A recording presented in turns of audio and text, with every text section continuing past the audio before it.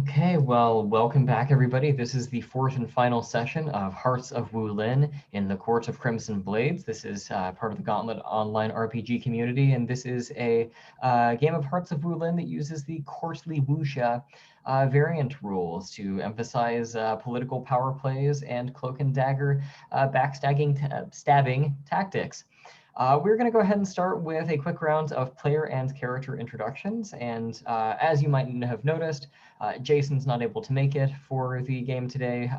So we are going to start with Shane with Harmonious Ivory. My name's Shane. I use she and her pronouns, as does Harmonious Ivory. Harmonious Ivory, what to say? She has spent her life as a servant to Xin Ling, but secretly conspiring against the entire family, but has now learnt that she was conspiring against the whole family on behalf of the Emperor, who was Xin Ling's father, and has assassinated that father. The Emperor, I guess, a little light treason. And I really think at this point may have sort of outsmarted herself with her intrigues, but I guess we'll see how that works out. All right, and let's go over to Josh. Yeah, hi, I'm Josh, he, him, his, and I am playing Gentleman Bao-Yin, also he, him, his. Bao-Yin is a rogue. He came into the capital and he stayed too long. That was his mistake. And now he's stuck in all this mess. So he got betrayed, and he kidnapped a prince, and then he abandoned the prince, and then he spread anti-royal propaganda, anti-general propaganda, I guess. And that was Bao-Yin's night. He's been busy running from the people that he has rightfully provoked. Yep. Let's go over to Chase, last but not least. Yes, I'm Chase. Any pronouns for me. I play Xin Ling. His pronouns is he, him. He is the royal for the crown, who's been trying to cement his place in the throne against the general. Meanwhile, switching places in a dangerous dance with his shadow and all of this demon patronage and getting caught in traps and having tough decisions on whether to back his family or back his feelings. And with that, I think we will go ahead and start by picking up where we cliffhanged the end of last session. I mean, we have at this point Harmonious Ivory, who, if I recall correctly, is near this gentle sort of starlit pond. I imagine that you see these little pinpoints of starlight kind of shimmering off the still glass sheet that is the surface of this pond. It is a warm, calm summer's night. You hear the sound of crickets gently chirping in the background. And yet before Harmonious Ivory lies the dead body of three people who are all the same person. The Emperor, Father Locust, who is Harmonious Ivory's master, and Xin Ling's father.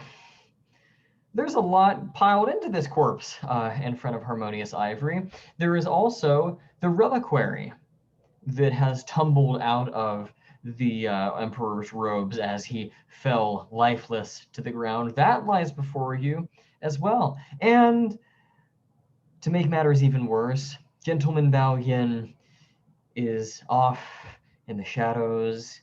He has witnessed everything, which probably wouldn't bother Harmonious Ivory so much if Harmonious Ivory hadn't just backstabbed the guy like an hour ago and tried to take the reliquary from him. So this is where we find ourselves. my first question is, Gentleman Bao-Yin, do you reveal yourself to Harmonious Ivory at this point? I think that you've got the upper hand here. I'll leave it to you to decide how you want to kick this off. Yeah, I think that Bao-Yin steps out of the shadows dramatically. His his colorful clothes flutter in the breeze, and he says, "Harmonious Ivory." I see that, he says, "Harmonious Ivory. Now I have the upper hand." Is that indeed what you have? And I pick up the reliquary and put it in my pocket. Bao-Yin takes his weapon and holds it at a fencing pose. He says, "Fight me, Harmonious Ivory. You coward." I am but a humble servant, and you are renowned master of the blade. How could I possibly? Being a Please, humble please. servant didn't keep you from clubbing me in the back of the head. And Bao-Yin rubs the back of the head. It still hurts. He has a bandage across his forehead, I should mention. Please, guards, like just calling out idly into the darkness. Won't somebody help a poor innocent servant beset by a notorious ruffian and villain? Are we in a part of the city that the guards respond to cries? I don't think so. Alas, I believe this is a duel. If you accept the duel, Do I have a choice? I guess. I don't know. Well, if You can always take you're off in the challenging ladder. me, I am challenging you. So say what I'll give you if they accept my victory. You get Bao-Yin. You get Bao-Yin's colorful coat, and everyone knows it's Bao-Yin's colorful coat. That's unmistakable. Bao-Yin is like a peacock walking into town. sorry, I'm just looking at how the move works. If I accept, I lose and mark XP, and you must follow through. If I reject the offer, you both mark an element.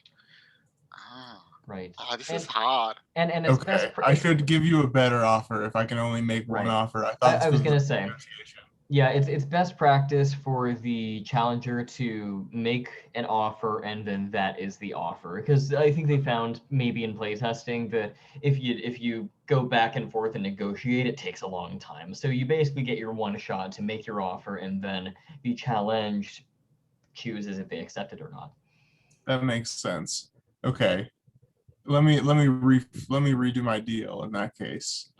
I will give you, on the one hand, Bao-Yin's colorful coat. You can keep that. You get Bao-Yin's heart forever. He will be forever in love with you, no matter the outcome. Even more devoted, perhaps one day he'll even forgive you, no matter the outcome. You get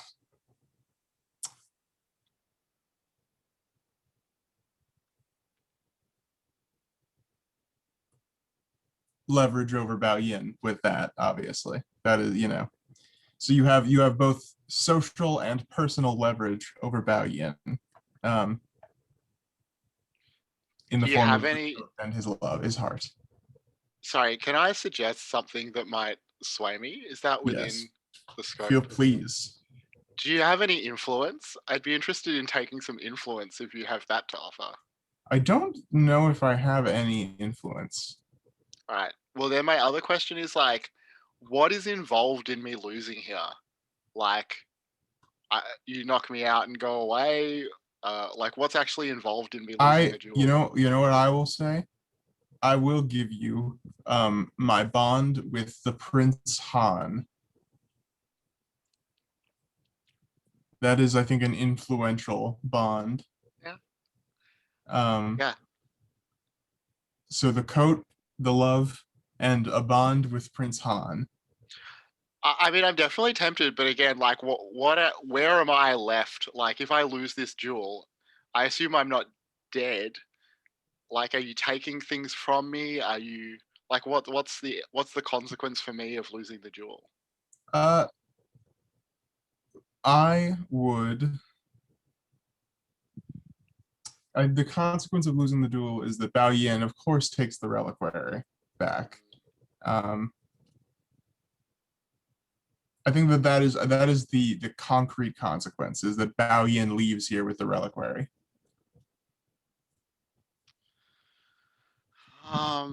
Oh, it's hard. It's a hard decision.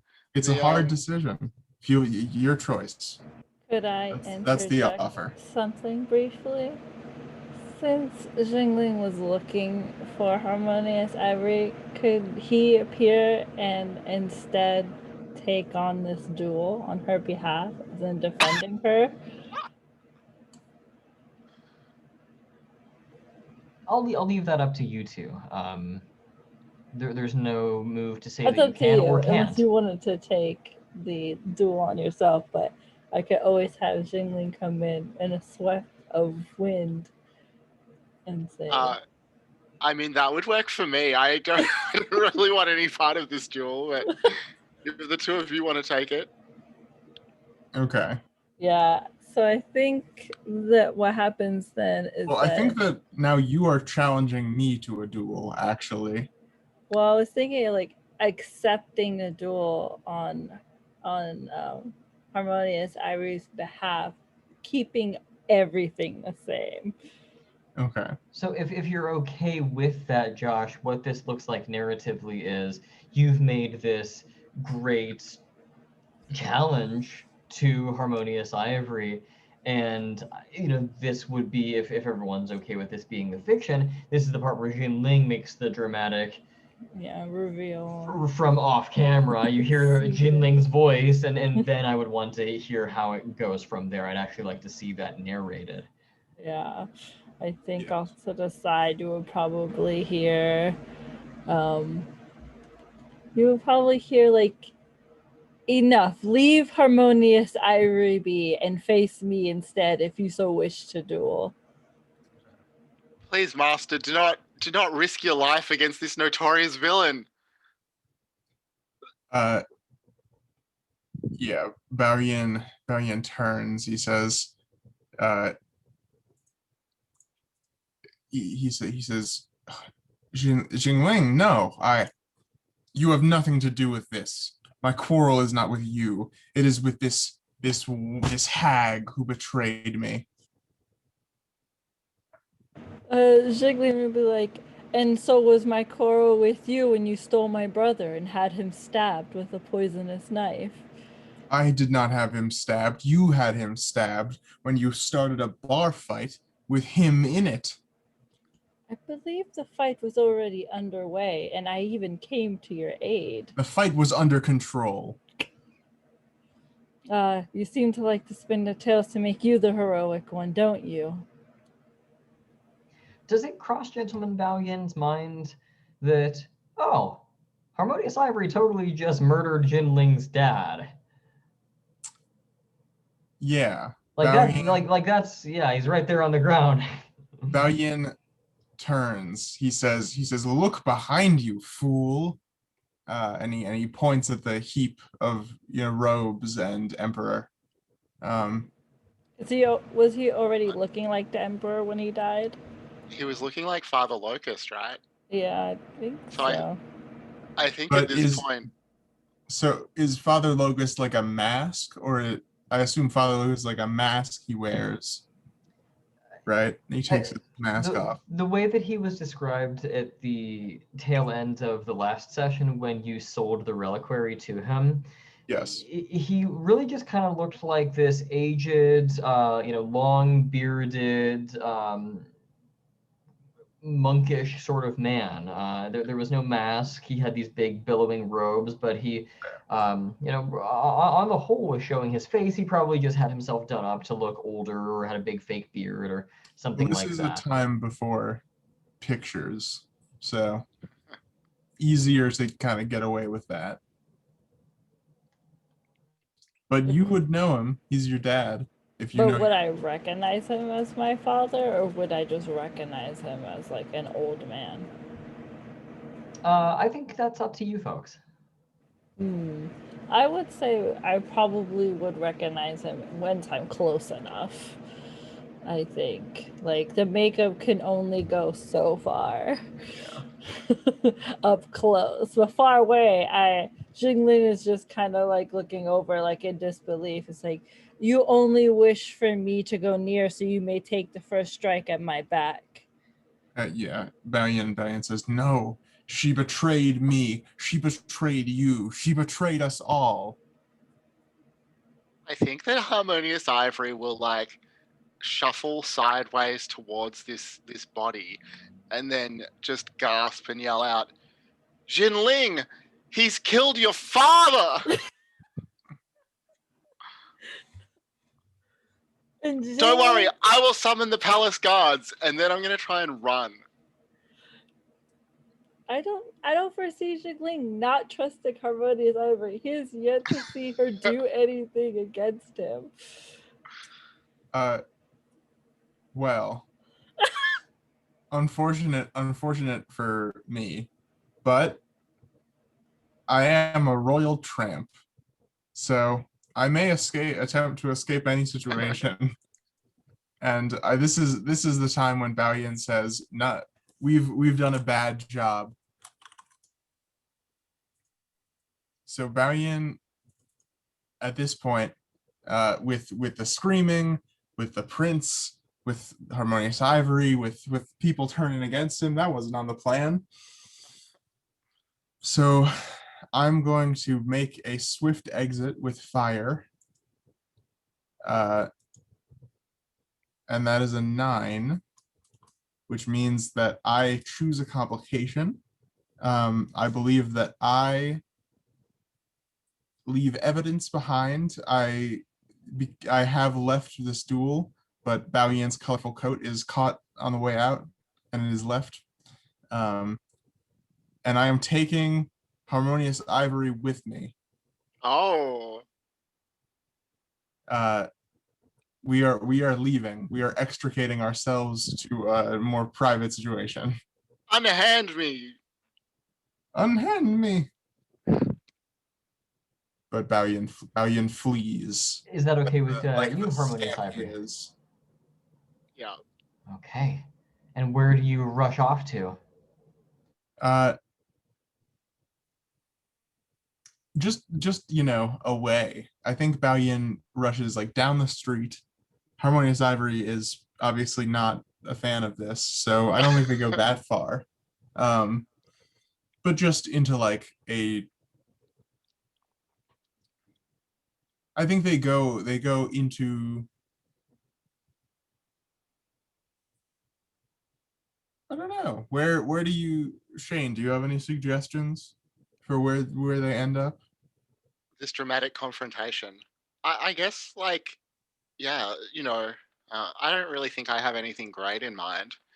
Maybe there's like, I would like it to be somewhere quite grand. So I think you find somewhere in the palace that's like, a reception room, or maybe even one of the lesser throne rooms or something like that. There's very fine tapestries on the wall. There's torches burning in the sconces. There's, lots of gold, lots of valuable artifacts.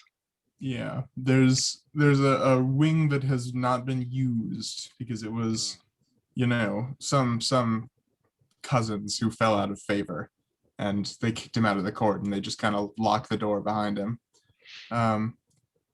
And because it is quiet and there's no one there, we end up in this great hall that is dusty, and there are cobwebs, but it is grand.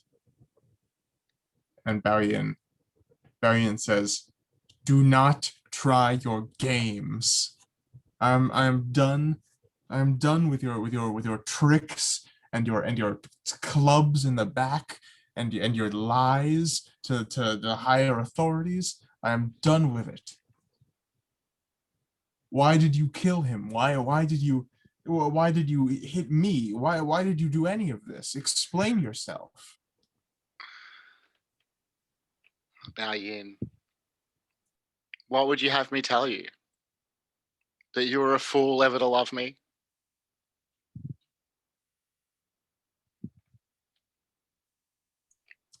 First you draw your sword against me, now you want answers.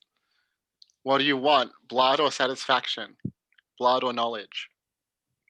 Bao-Yin he throws his hands in the air. He says, I want whatever you are going to give me, and if you are not going to give me answers, then God damn it, I will take blood. And is the office is it the same offer on the table from before? Well, now he's asked her question, which he didn't do before, I guess. So, Do you want to study? so sure. Study. Where's study? Like the lower right on basic moves. It's bottom right on the basic moves tab. I was one thing too high. Okay. Yeah, I'm going to study with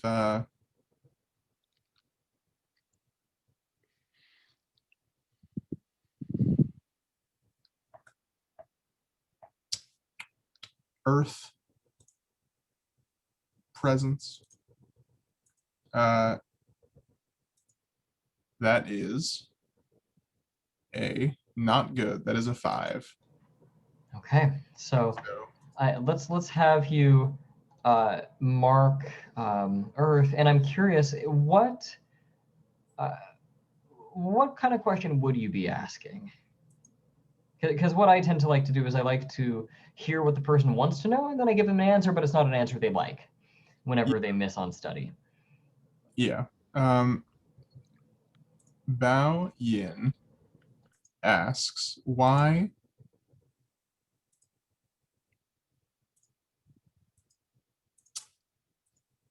didn't you tell me? Why wasn't I part of your plan to begin with? Why did you feel the need to betray me in the first place? Can I respond, or do you want to make a move first, David? I think that you can take this if you'd like. I might just make a soft move and say you mark an element, but otherwise things proceed. But I'll let you take it from here if you'd like. So I think that the question does remind Harmonious Ivory that she's not in love with Bao-Yin, but she likes Bao-Yin. You know, she never meant for Bao-Yin to get hurt. She got a little carried away maybe and thinking she could just use him as part of her plans. And so she'll walk towards you with her hands up in a sort of pacifying I'm not looking to strike out at you gesture. Put a hand on his shoulder and say, Bao-Yin, I wish that things had been different between us. I'm sorry that you got hurt. That's not what I ever intended. But stay out of my way.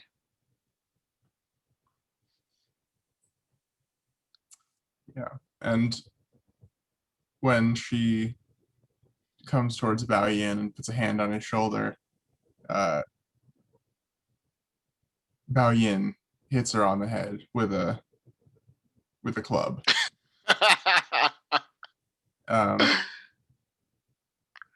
It's a familiar moment. It's a very familiar moment. We've come full circle. So the last time that this happened, I said, well, are we engaging in a PC versus PC duel? And in this case, Gentleman Bao-Yin said, well, no, I have the Royal Tramp move, and made a dramatic escape. that is true. Harmonious Ivory has no such move. So I suppose we are, again, engaging in a PC versus duel, although a different kind, because now it is being bunked on the head with a rock. Yeah. And so the offer, just to clarify, the offer again is Bao-Yin will remain in love with me regardless of what else happens. I get Bao-Yin's distinctive cloak, and I get your bond with Prince Han. That's the Yes. offer. Bao-Yin's coat is gone now, but you can get Bao-Yin's. Bao-Yin hits you with what's something that would be personalized that is also heavy. Bao-Yin hits you with, his like personal knife. He hits you with the bottom of it. And it is his knife. It has his like name on it. Has his family name on it. So hard to hide. All right. I can't really afford to mark any more elements, so I'm going to accept this deal. You like conk me on the head with your distinctive knife. Take the reliquary from the pocket. Drop the knife, grab the reliquary, and Bao-Yin is off. I want to go back to Xin Ling here. So you were kind of left by this still summer pond, and Bao-Yin essentially stole off with Harmonious Ivory.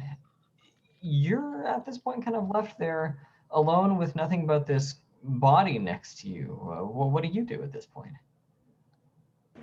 I think that I'm gonna go over to the body because I was told that it was my father, and I'm going to double check that. And I think, like, kind of collapsed over with Gentleman Bao-Yin's like jacket in one hand and like pushing over the body with the other hand, and just regarding like the spilled tea set and like the moonless garden area, and just kind of study this body. I was going to say it might be interesting to study it to see if you actually do correctly identify it. Yeah. So, what do I even have left, to be honest? I have fire and water. Okay. I will use my water for awareness, wisdom. That is a +2. 2, 6. Just 2. Bam. I got an 8. Which does... That gets you 1 hold. 1. So I get to do one of these things. Yeah, I want to know... is this my father?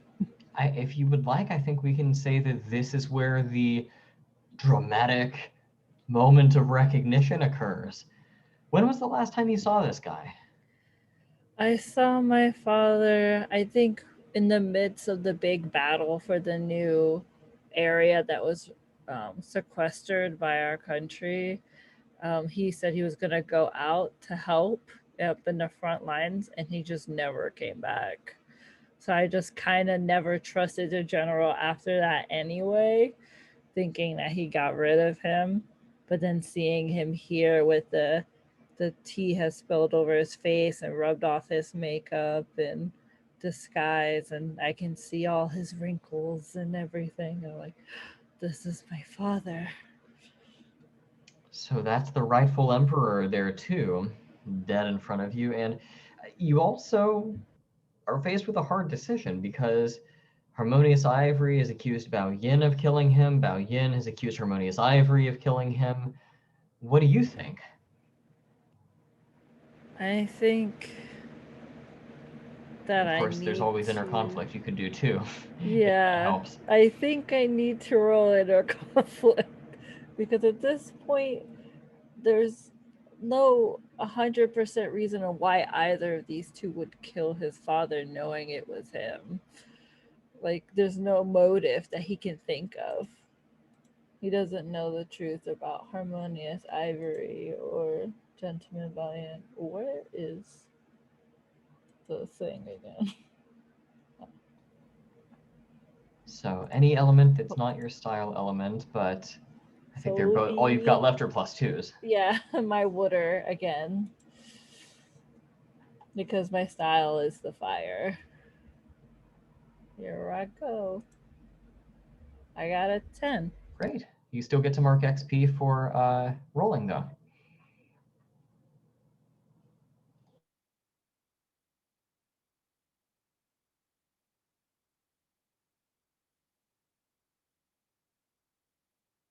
Okay, there was a loud car passing by.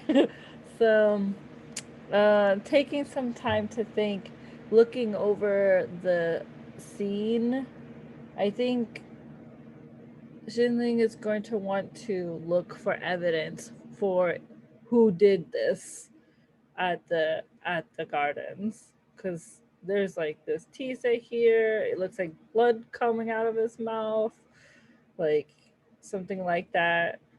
He wants to investigate quickly and see what evidence he can find to see who murdered his father. So I think we can do maybe one more study move there to see if you were able to ascertain who the actual killer is. Yes. And with the confidence of a royal to find something that sticks out. I rolled a 7. Okay. So you get 1 hold, and my guess is that you're using that to ascertain who the actual killer was. Yes, find the evidence to determine who was the killer. So how does it dawn on you that it was, in fact, your own servant? I believe once I take a closer look at the tea set and bring out the lantern, like a nearby lantern to it, I can see that I recognize this tea set. It is one that I had bequeathed to Harmonious Ivory before as a gift for her birthday. And then once I see that, I get this tightness in my stomach because I feel like I've been betrayed again. And I'm going to go seek her out in Gentleman Bao-Yin. I don't think I'm going to call for guards. I think I want to handle this as a private matter first. So maybe what we want to do then is cut to Harmonious Ivory sort of coming to after you've been you struck on the head with this, I believe it was a knife. Are we okay with framing this such that you're not waking up to Xin Ling appearing unless you would like there to be a scene between you and Xin Ling? I'll let you make the call there, Harmonious Ivory, if you want to have a chance to beat a hasty retreat or do something different. I don't think I have a plan right now, so I'm happy with whatever you want to frame. Sure. I mean, I feel like I'm kind of punching down a little bit here, but Harmonious Ivory, after having been ambushed and knocked unconscious by Bao-Yin, is going to wake up to Xin Ling, who I can only imagine how they're feeling. Maybe we should go ahead and frame the scene that way. You kind of open your eyes and you have this pain on the back of your head that's just throbbing, coming and going and coming and going ache. There's probably kind of a sticking sound as you unstick your head from the floor, as your hair is matted with blood and a little bit comes off and kind of clings to the floor beneath you. There's this sticky stain on the hard marble.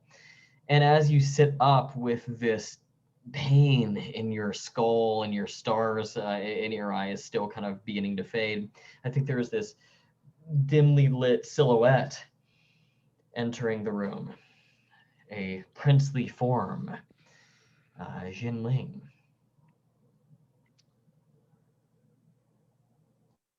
Does Zhizling say anything? No, I think he like steps in and just stares down, waiting for you to recover. So I think that I will ham it up a little bit, how woozy and disoriented I am as I come around. And I will look up at you from the floor with blood on, like wiping my own blood on my hands, like looking frightened as I can, and say, "Thank God you're all right, Xin Ling. Bao-Yin, he forced me to. Your father, I'm so sorry." And show you the distinctive knife of Bao-Yin that has been used as a weapon against me. I think Jiglin takes one of the teacups from that he has taken with him and just like tosses it toward, like, not like roughly, just like gently rolls it off his hand, so like hits the ground in front of Harmonious Ivory and says, "How should I trust your words now?" Because I speak only the truth. It is a fact. I poisoned your father. Bao-Yin said that he would kill us both if I didn't do his bidding, and then he left me here for dead. And with what motive? I do not know. Perhaps it's him who's in league with the demons here. Did you see him with such demons? I have not. Have you find any evidence at all that I sent you out for? Sorry, just out of character, can you remind me what evidence I was supposed to be finding for you? It was to find evidence against the general in general. You know what I mean. Yes, Xin Ling, I found the evidence that you need. A reliquary that the general prizes above all else. I am convinced that it holds the evidence that you require. And it's right. And I reach into my pocket where it was just a moment ago. Then I genuinely gasp and say, "Bao-Yin! He must have taken it." He must have. Perhaps you should wait here and rest while I seek him out myself. I think that I should seek medical attention. You do have a wedding as well in the dawn.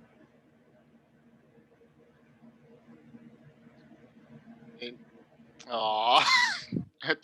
Genuine tears will well up in her eyes. Yes, of course. He nods and he is going to turn and leave the room to look for Gentleman Bao-Yin for the reliquary. But not fully trusting Harmonious Ivory, not until he has proof. I would hope not.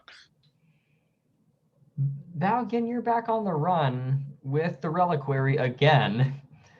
However, your pockets are laden, just weighed down with wealth now from the Emperor's personal coffers.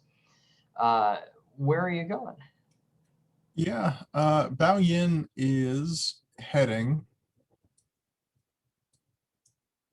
back to.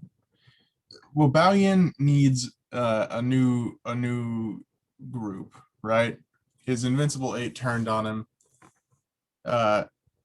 Or one member of his Invincible 8 turned on him, I guess. So, or actually, I think I negotiated an end to that.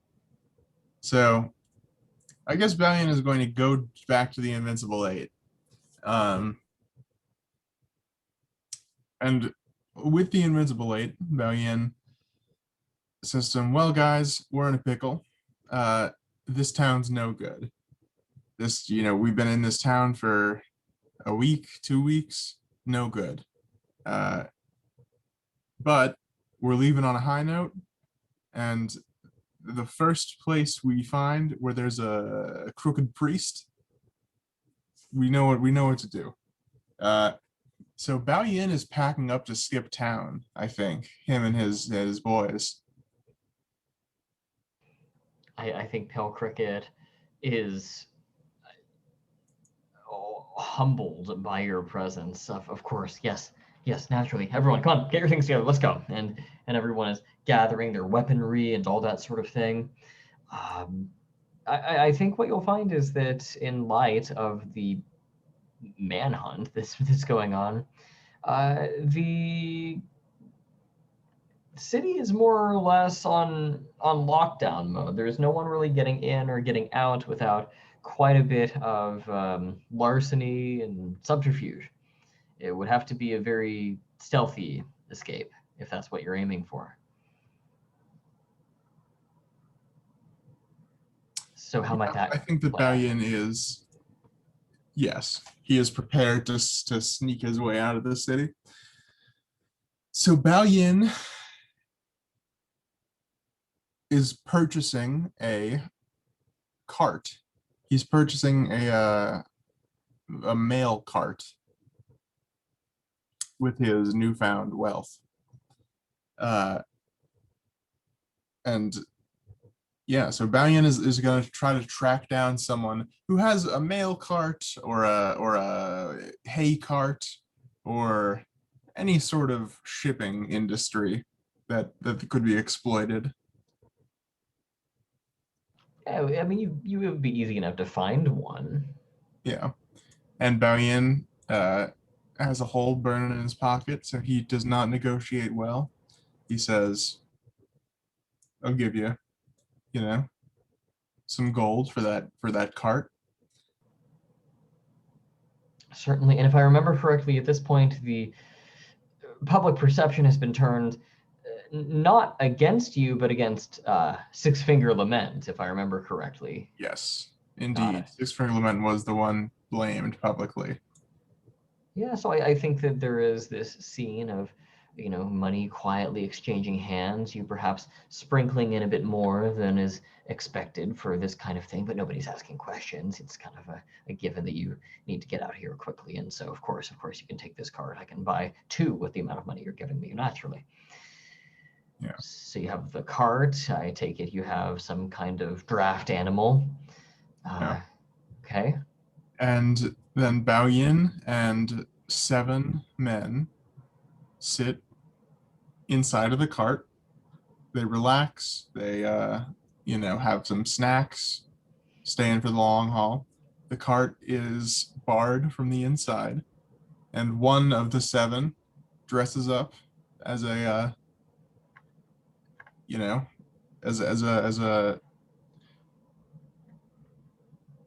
as a cartman, as a carter, and they ride out the freight door. Okay, so the freight door, and what you would have to do is essentially pass through a checkpoint. Yeah. At this point. So I think that the extent to which you manage to pull the wool over the city guards' respective eyes is going to be through an overcome move. When you do something under pressure, you roll, and we just see how the heck it goes. So what would you like to do for your overcome roll? Yeah, I think this is creativity. It's fire. This is a little heist Bao-Yin has planned with his thieves. They're skilled at hiding. They're skilled at coming up with good plans. So that is a 14. All right. So you're going to be successful. My thinking is we will go ahead and maybe take the first break here, come back in 10 and pick up with maybe Xin Ling realizing that Bao-Yin has left town and having to decide what to do about that. Does that sound good to people? Okay, well, I will see everybody back at 1:30.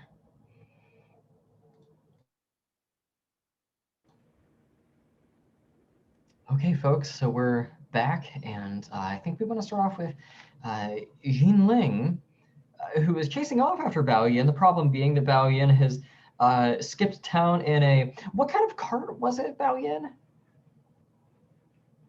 I think it's a mail cart, so it is an enclosed box. Got it. So, Xin Ling, I'm curious how you would approach the task of tracking down Bao-Yin. I guess I have a question on how the city is laid out. To get into the Imperial City, is it one path? Like, is it one big road that goes into the Imperial City check-in? I imagine because it is kind of the hub of the empire, I imagine you essentially have 4 walls surrounding the city, and probably a highway coming in to each wall, one from the north, south, east, and Okay. west. I take it that there are likely maybe 4 major checkpoints, not just one, which does complicate things for you.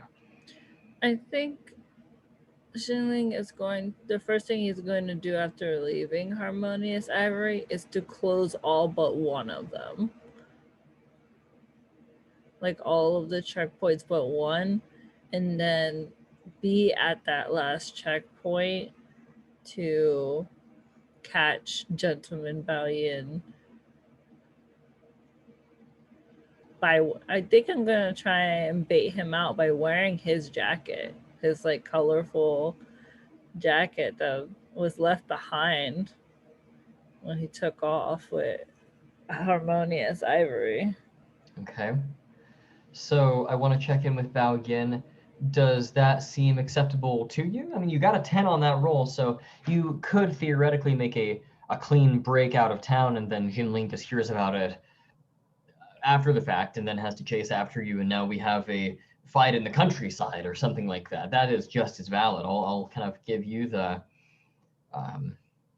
power here to frame how you'd like that to be, because you got that 10. Yeah. I think it's fair to say that with that the gates are closed down with everything that has been happening. So Bao-Yin gets stuck in the city and he hears about it. He is drawn out by his colorful coat. So help me understand, is this at the checkpoint, Xin Ling? Are there guards all over the place? Because this city is on full lockdown. There's mobs on the inside, guards on the outside. I would say the one gate is open, and Xin Ling down the road is it gonna interfere with Gentleman Bao-Yin, so they have more privacy versus having a bunch of guards around. Still inside the city. Outside the city. Oh, yeah, just just out, yeah, in the 50, 100 meters down the street, kind of Yeah. just outside of Torchlight. So there's no like serious interference possibly from guards or whatever. Sure. And so how does Xin Ling make himself known to Bao-Yin? Is this another moment where we dramatically step from the shadows, or are you standing there in the middle of the way blocking the path, or how does that look? I think there's just 2 lanterns on stone pillars that are on, and he's standing in the middle of the road wearing Bao-Yin's jacket. And he has like both of his fan weapons out and just kind of blocking the path. I think that Bao-Yin, one of your Invincible 8, will discreetly kind of poke their head under the covering. Master, we've got company. Yeah, Bao-Yin sitting in the cart. He and the 7 others look at each other and they start. And Bao-Yin pisses back. He's just ride past them. We don't want trouble. Master, his weapons are drawn. Fine. Speak to him. We don't let him know that we're in here. Naturally, yes. You hear, this Bao-Yin, you're just kind of hearing this conversation. You there, on the road, if you would, step aside and let us pass. We have an important delivery to make. By dawn. I will not step aside. I will request you to reveal what is inside your carriage. There is a fugitive that is trying to escape. I must make sure. This cart was examined by the Royal Guard at the checkpoint, just at the entrance to the city. Everything has already been declared acceptable. nothing of notoriety to be found here. I don't believe I asked you for an explanation. I told you to reveal what was inside your cart. So I think at this point, are we thinking like a kind of hearts and minds kind of role here? Or Yeah. Bao-Yin? I mean, these are in many ways an extension of your character. They're kind of your NPCs. So if you have an idea of how they would react as well, I'm Yeah. willing to take that into account. Yeah, of course. I think that I think at this point the back doors of the cart um, swing open, and four men file out on one side and four men file out on the other, weapons drawn, and Bao-Yin is among them, jacketless, and he says, "Xin Ling, I see that you're outnumbered."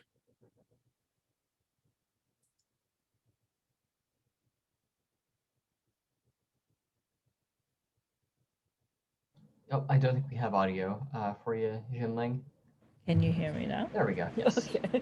Like, Jingli is going to say, would you not duel me, or instead would you rather brawl me like you were brawling in that tavern, like ruffians? I do not want to duel you. I do not see a need to duel you. We have nothing at odds with each other. I was at odds with Harmonious Ivory, and I have settled my odds with Harmonious Ivory. Yet you had not settled your odds with me. I have been told that it is you who has stolen the reliquary and has also killed my father, the Emperor. I did not kill your father. And I point one of my weapons at him. And yeah, Bao-Yin is confused. Bao-Yin, go. You think why would I kill your father? I am a wanderer. I am a man who enjoys drinking and dancing and the pleasures of town. Why would I kill a man so great? Why would I ruin my life like that? I don't doubt that you're a wanderer. You like to wander into danger and into people's hearts. But I'm not going to be fooled by that face of yours any longer. You have the reliquary. You know what I mean. You have the box, and I wish to see it in my hands. Bao-Yin.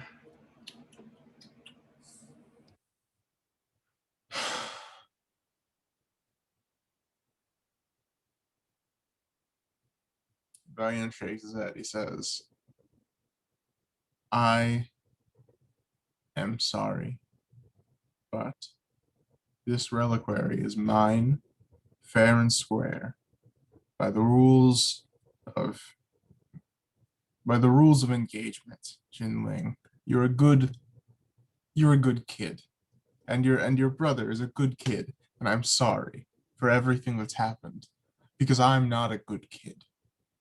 I'm a bad man, and I do bad things, and I steal things. And when you're a man like me and you steal things, that's okay. It's what you do. And this is something, and he holds it up out of his pocket. You see it for the first time. And this is something I stole, and you're going to have to let me go. There are two options. It's that or me, and these men. You don't have a choice here. I believe I do have a choice. Now, I'm not one to back down.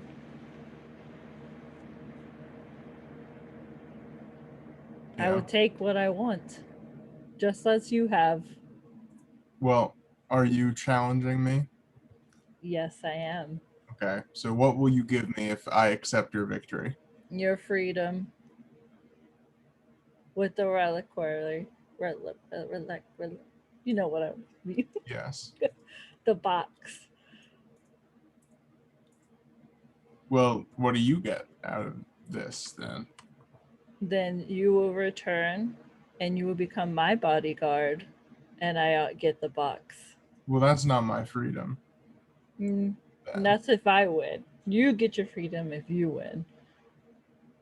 Well, so the way it works, I think, is that, oh, that's fair.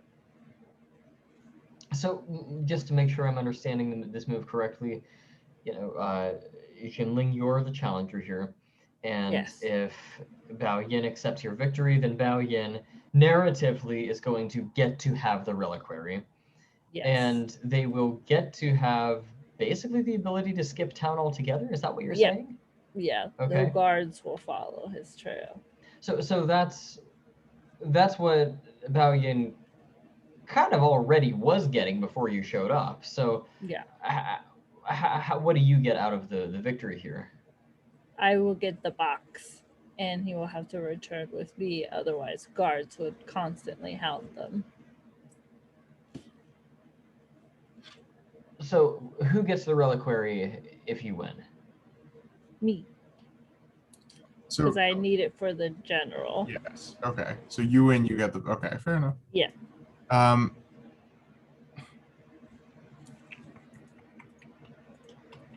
Okay. Otherwise, you will never be left alone.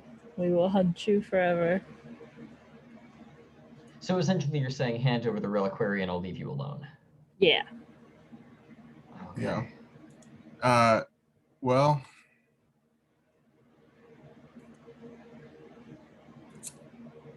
Bao-Yin rejects the offer. We both mark an element, and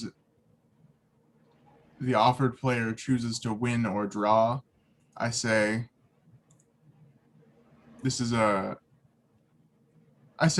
sort of a draw because the duel does not go exactly according to plan. In that the seven sort of surround you, and they sort of hold you back basically, as the guy who's driving the cart hurries the wagon along again, and Bao-Yin runs after the wagon and he gets on it, and it is moving a little bit faster probably than you can run after it. And then so I think that Bao-Yin rides off in the back of the wagon while the thieves sort of keep you at bay. Is there an actual fight between Xin Ling and Bao-Yin in a kind of dramatic duel sort of way, and then Bao-Yin kind of makes this grand escape at the very Yes, last it is minute? also a dramatic fight. I was going to say I would like to hear that part narrated a little bit. Xin Ling, how would you approach a fight with Bao-Yin? I'm just trying to get a sense in my mind's eye as to what that's like. I think Xin Ling's battle style, like fighting style, would be more flowy in the fact of trying to disable him in a way, like to keep him from running or lose his weapon, and just kind of redirect his attacks to make him exhausted where he's unable to really fight. But then getting jumped and distracted by the other people, he has to switch focus partial the way through and ends up losing his target for most of the rest of the fight. Yeah, Bao-Yin is sort of worn out. He is very, very, very roughed up by the events of this. He's 4 out of 5 marked on his stats, so he is Same. He's fighting as best as he can. He doesn't want to hurt Xin Ling, but I think that he is a little bit more willing to hurt Xin Ling than vice versa. I was gonna say I'll make this my contribution to the fight. as long as both sides must mark an element, I'll say that if you are marking an element, it must be your style element. Okay. Now, as long as your style element is marked, you're not really able to fight. However, remember that any time you mark an element, you can choose to instead mark your wounded box. So if you would like, you can mark that wounded box. You would have -2 ongoing to all rolls, pretty significant, but you would at least still have that style element open in case you needed it. So I'll leave that up to you guys respectively. I will mark my style element. I will say that Bao-Yin fights no more. Xin Ling as well. I will mark the fire element. Very well.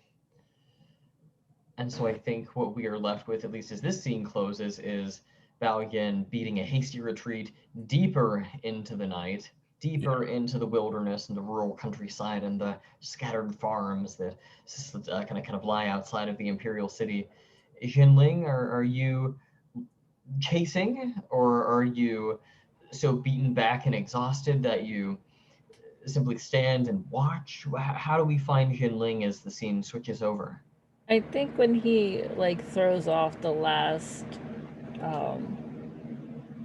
member of his gang and they start making a break for it, Xin Ling just kind of exhausted and like sweaty, just kind of falls to one knee and kind of vows to himself to have to figure out a different way to take care of the general without the box and to find Gentleman Bao-Yin in the future. Very well.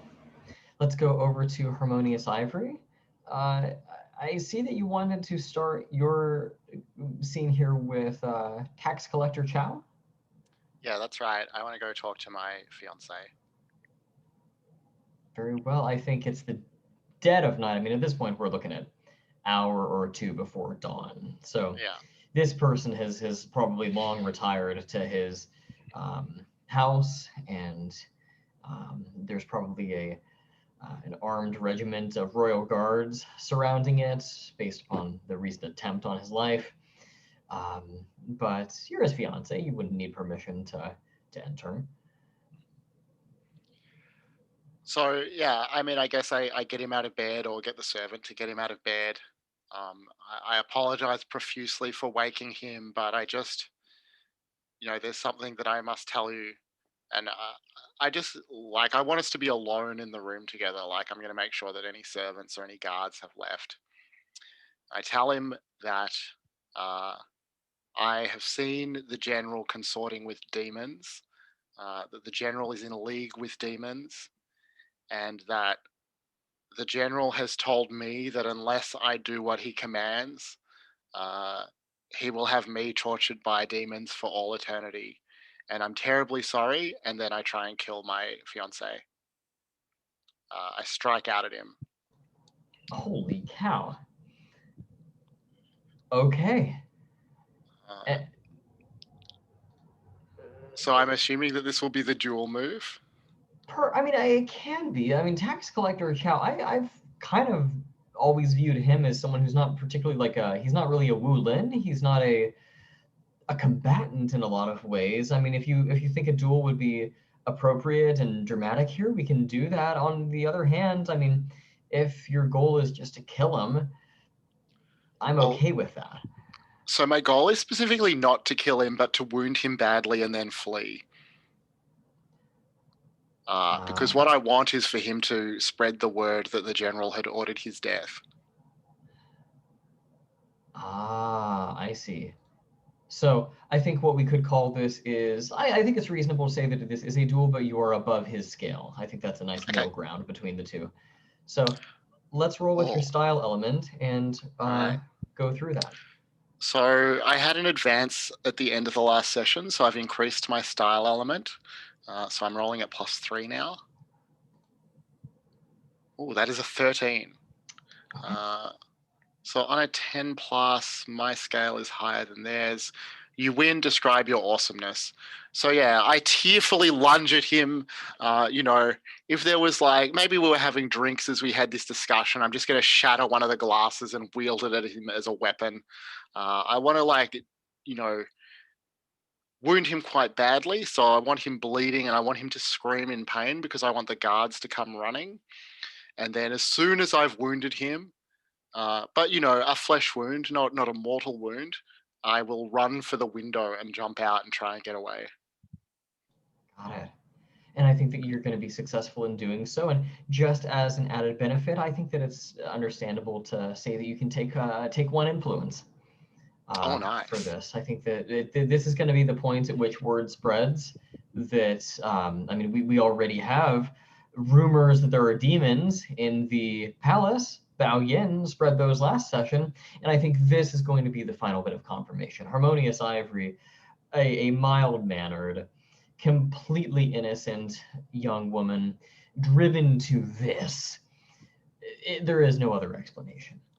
And so I think this is the part where we are going to see almost, if this isn't to anyone's distaste, open fighting in the streets between civilians, mobs, and guards as people are going to begin to storm the palace. Nice. Okay. So you manage to make a hasty retreat. Where do you go at this point, Harmonious Ivory? Well, now I want to try and find Xin Ling, but I'm not sure how I would do that exactly. I guess head back to Xin Ling's home, but in the like costume of Sister Serpent rather than Harmonious Ivory. Sure. And then certainly ask any of the servants who might have any idea where I could find Xin Ling, but otherwise just wait there. Xin Ling is imprisoned in the dungeons below. I'd forgotten about this. Surely not. Very well. I will go and speak to Xin Ling. I'll see if I can speak to Xin Ling in the dungeons below. I think that the general trusting Lady Serpent, of course, will allow for that. So Xin Ling's double? I guess we're talking to you now. My shadow. Do I know? I can't remember if I knew that Xin Ling had a shadow. I did. I worked it out from studying you at one point. So yes. I think that I'll figure out that this is. Well, I guess I'll try and study the figure in the prison to work out if it's really Xin Ling or not. Is that okay?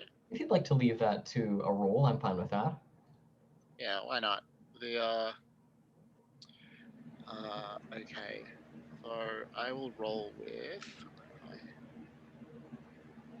I can also roll. I guess technically, would I need to roll shadow for the performance aspect that the shadow does, or? I think that's only when you declare that. Since we already know, it's just kind of like going off the last time. Right. I don't think you would need to roll twice for the same use of shadow. I think you're okay there. If you're okay with Harmonious Ivory just rolling a study, that's okay. That's fine. Because I think if it's like there is like, what's it say? There's cracks in the performance and they already suspect something. So the study makes sense. All right. So I'm just going to roll at +1 for metal. That is a 5. Okay.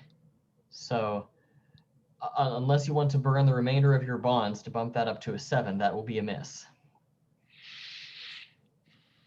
I'm okay with a miss. Okay.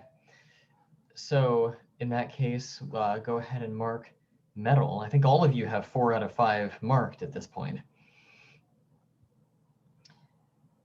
And I think that you will get the opposite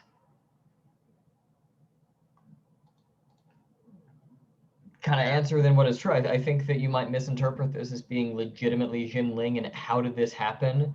And that might be where you end up, Harmonious Ivory. Yeah, for sure. And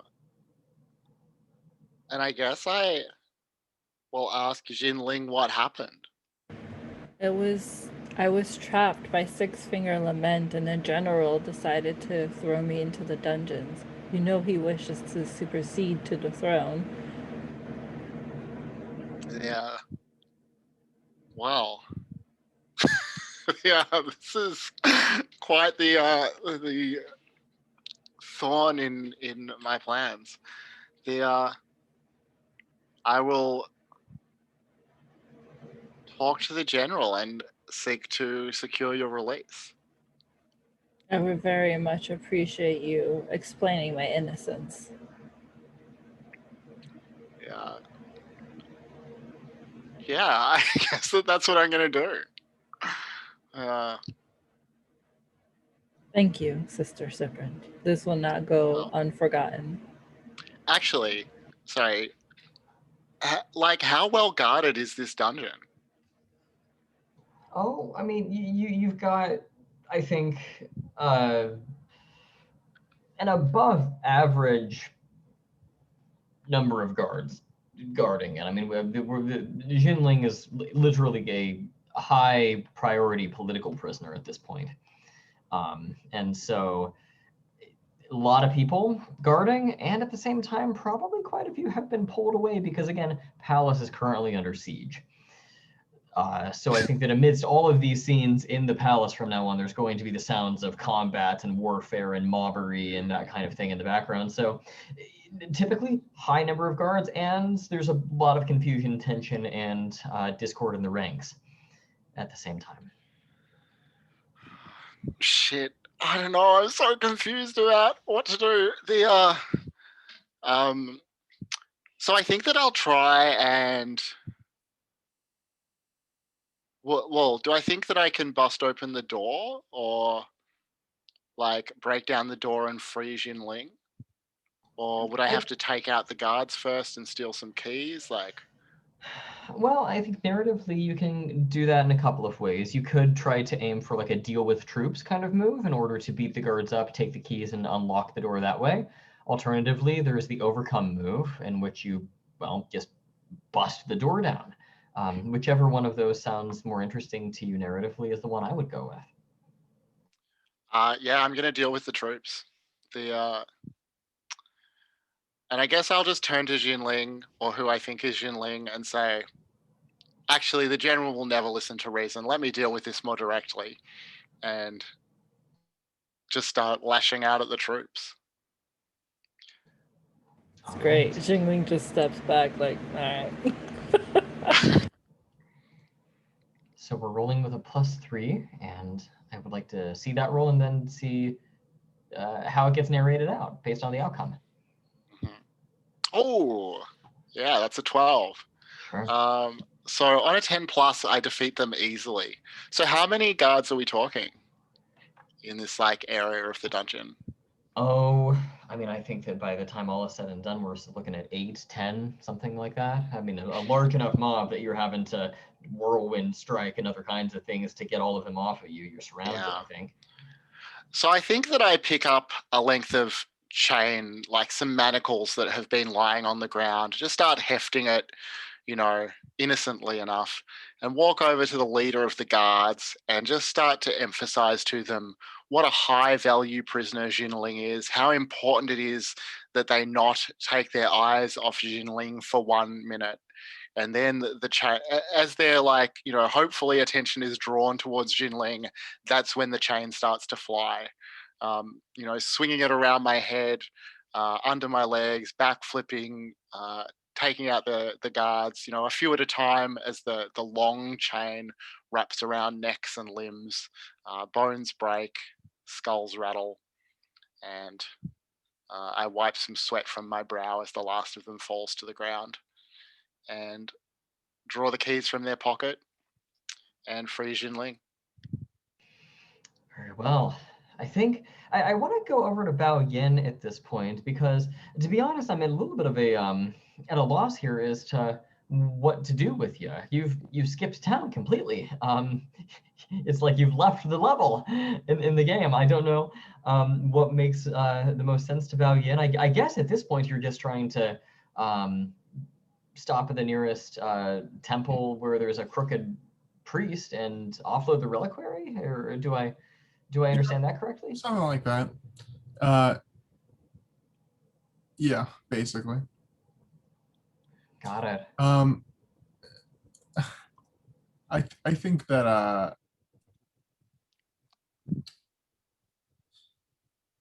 yeah. Yeah. Bao-Yin is having left a chaos in his wake, is now just trying to move on. That is his place.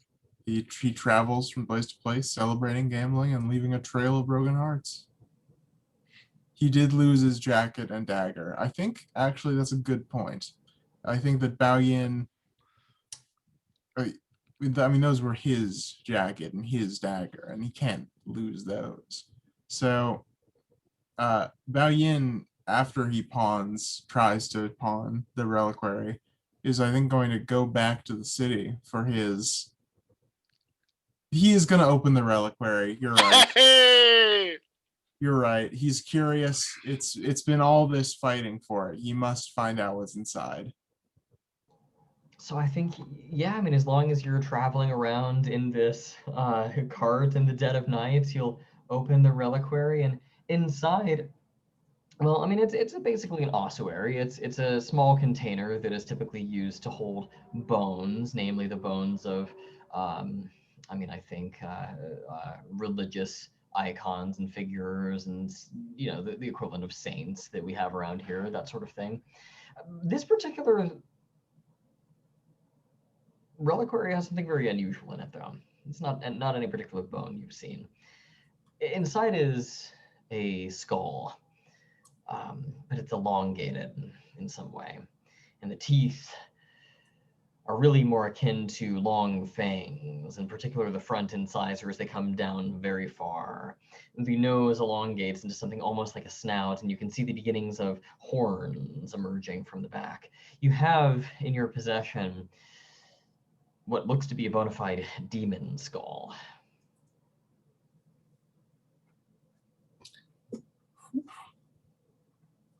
Well, that changes the plan, obviously. With a bona fide demon skull in Bao-Yin's hands, Bao-Yin is, of course, going to summon a demon if he can figure out how. So, Bao-Yin, having finally in his flight out of the city opened the reliquary, discovering what is inside, dropping to his knees in the mail carriage, he knows that he must find a witch or a warlock or someone who can help him use this great artifact, because this is worth even more than what the emperor paid him for. So what I'm going to do here is actually take a move out of the fantastic supernatural wuxia rules. That's a separate rule set here. There's a move called Seek Expert in that rule set. I'm going to actually copy that into the other moves tab, and hopefully that, yeah, transfers just fine. So if you go to the other moves tab, it's on row 7. I just copied in Seek Expert, and it sounds like that's what you're aiming to do. Oh, I think you're muted. Yeah, that does sound like what I am aiming to do.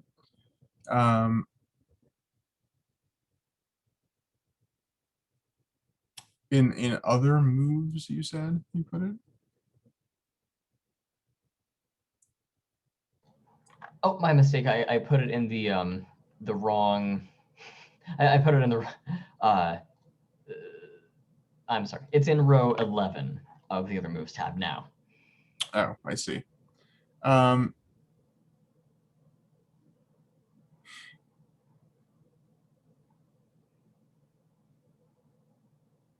Yes. Okay.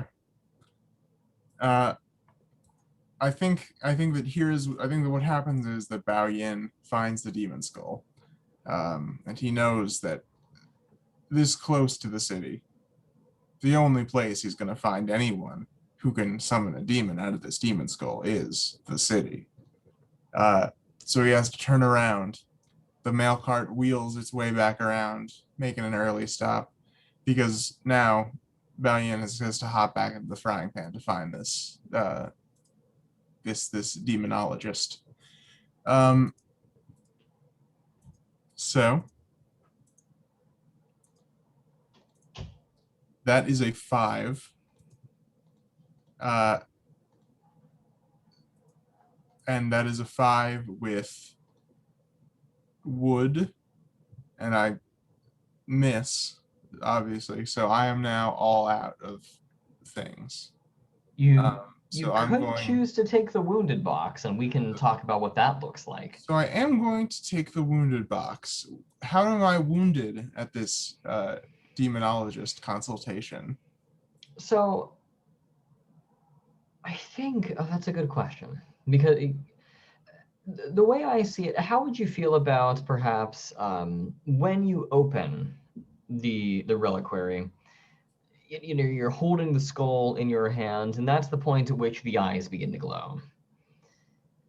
And the skull begins to become almost burning hot before it bursts into flames and essentially begins to form, you know, into a demon of sorts. And it's almost like you've released something. You've opened Pandora's box, essentially. And now you have this demon running loose about the countryside. Okay. You know, that's a fair point.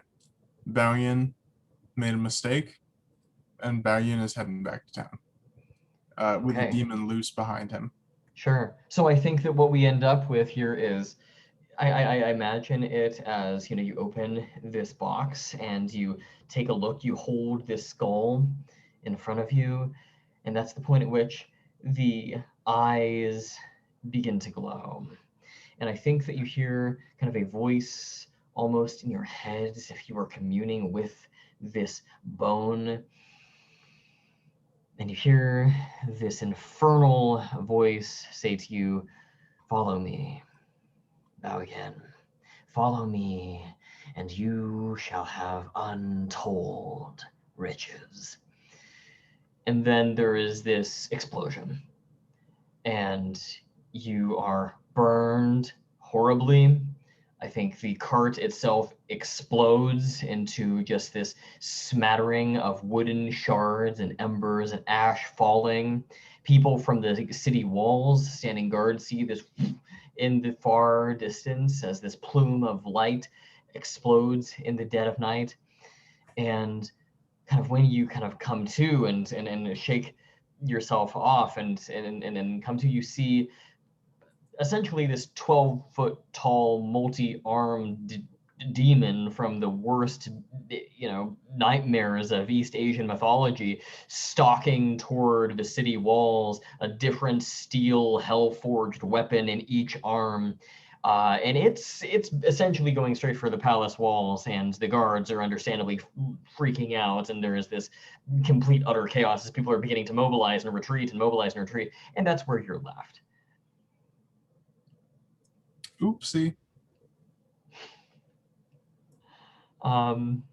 Let's cut back to perhaps Harmonious Ivory and who they believe is Xin Ling? Shadow Xin Ling. So, just for clarity, I am like dressed as Sister Serpent at the moment, and as I unlock the dungeon cell and open the door, I will say to Xin Ling, "This is your moment. The general is in league with demons. The people are rising against him. Only you can claim the throne now and rule, you know, with justice and integrity and for humanity rather than for, you know, for the hells themselves." And then I will drop to one knee and say, "And I would like to be at your side as you do that. Will you have me?" I would trust you to be my advisor, yes. You know that's not what I'm asking. Thank you so much for your assistance, Sister Serpent. And then we start walking out of the cage. We must hurry. The demons can be already attacking the palace at full force. And I think it's at that point that the raise the alarm bells begin to sound. I mean, this is a set of alarms that you know very well, Xin Ling, Harmonious Ivory would as well. I mean, this is reserved for when there is a full army attacking the city walls. This is kind of a code black emergency. Everyone, mobs in the streets, guards fighting the mobs, essentially pauses and freezes. This is not normal. I mean, this is a huge problem. What do you do upon hearing these alarm bells being risen? I think Xin Ling is going to head directly to where the general is while routing people on his side. So, like, guards, and they're fighting, or like townspeople are fighting demons or each other. I think Xin Ling is going to rally them behind him to go at its source. Essentially, just be like, follow me, citizens of the country, and trust in my faith and power to take down the man who brought these demons here. I think that I need to roll inner conflict, if that's okay, as I try to decide if I'm still in love with Xin Ling and loyal to him despite everything, or if that brutal rejection has shifted my entanglements. Oh, but I can't roll inner conflict, can I? Because I don't have a star. Only my style element is unmarked. Oh. Sure. Oh yeah, you have to roll anything. Yeah, I've never run into this issue before.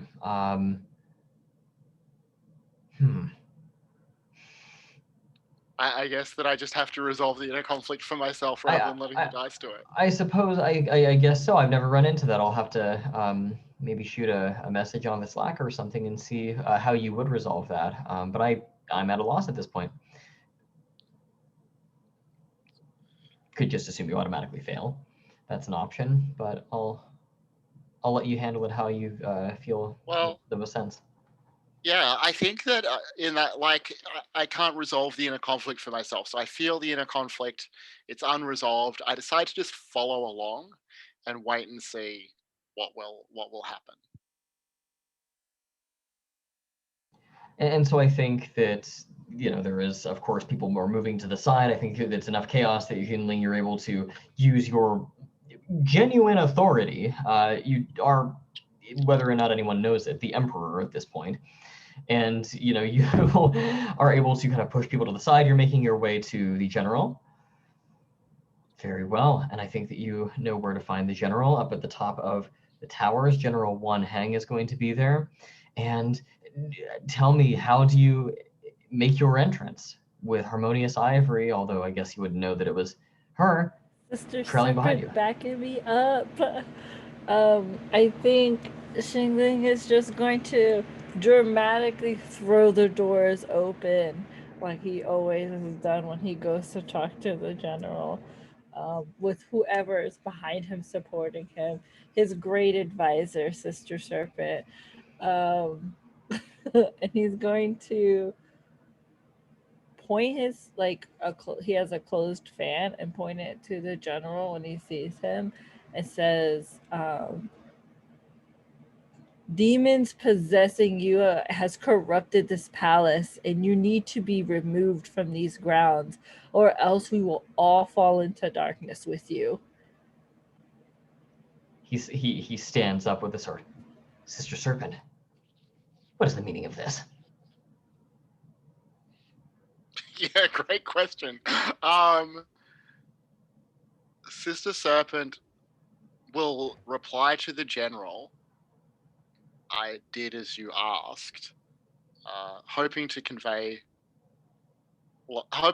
answer ambiguously enough not to tip her hand, but clearly enough to the general that the general thinks that she's on his side. I don't know if that might be a hearts and minds thing or if that can just be a role-playing thing. I think that that's fine if we just keep it fictional in the narrative. I think that he meets your eyes and your eyes meet his, and there's this moment of understanding, like, it's all part of the plan. I see. And so he looks back at you, Xin Ling, and there's almost this smile that crosses his face as his eyes narrow towards yours, and he says, very well. I suppose this is as fine a chance as any. He draws his sword and he advances. And maybe we can take our second break and really final break there. So let's aim for maybe 28 and come back and see if we can get these loose ends tied up in an hour. Okay, see everybody in 10.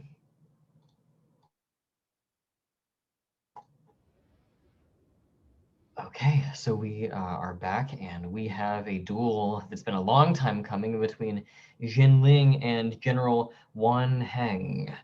I mean, Xin Ling, I think Wan Heng is a very, he has this very regimented, deliberate fighting style that's almost a little bit dirty, in the sense that he's not above doing things like pushing you with his free arm, doing like little kicks with his leg to kind of sweep your feet out from under you and then swing down with this great broadsword that he attacks with. He has a very push and shove, a brutal, relentless style of fighting about him. What does yours look like in comparison? I think the Xingling's fighting style here is going to be more robust, more like striking out at weaknesses and slashing at like causing as much bloodshed to weaken the enemy as possible. It is not very nice looking. It is very deadly. Blood's like lines all over the place. Got it. So I think that we see the two of you. I mean, shall I just assume that you accept the offer and you engage him in a duel, which in his eyes is to the death? Jalen would lose this duel because I do not have my style element and instead would end up taking a wound. You're not even capable of really fighting him at this point. Is there perhaps, I don't know, is there any kind of way to get some sort of comfort and support or anything like that that we could fold into it? I'll be up to Sister Severance. I mean, I'm just not sure fictionally how that would work. Like, I'm open to it if someone has a way that happens at this moment in the fiction, but I'm not sure how I come up to you and put my hand on your shoulder and be like, "You got this," as you. Maybe right before the battle instead. Oh.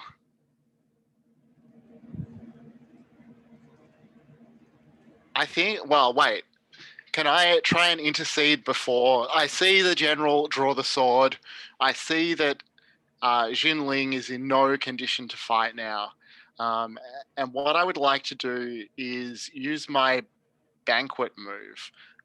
When you protect someone from the anger or oppression of those in power, I'd like to use it to try and protect Xin Ling. Does that work? Yeah, that's appropriate here.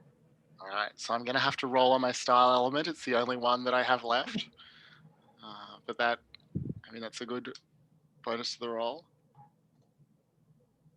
Oh, a 13.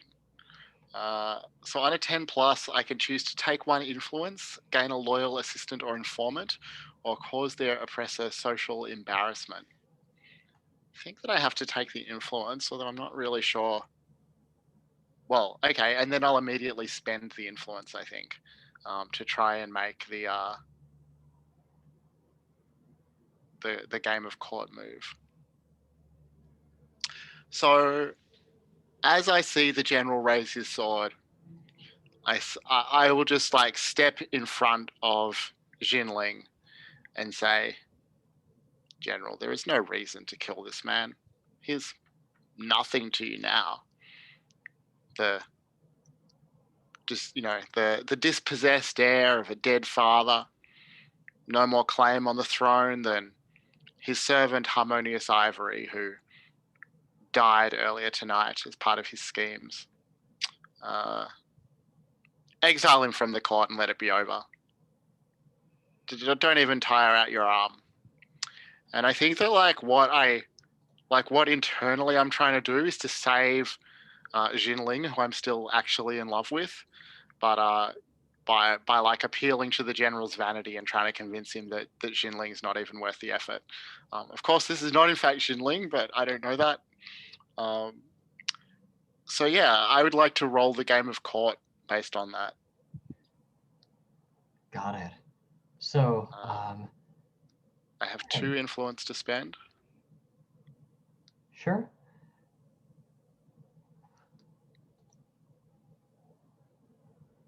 It's a 10, so I have 2 hold. Sorry, I lost it. A scrolling accident. I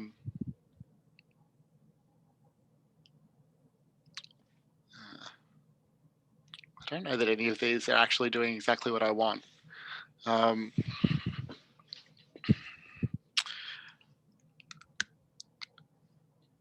Sorry, maybe it would have made more sense to roll hearts and minds. You could treat it as a hearts and minds. The outcome is either way yours because you got the 10.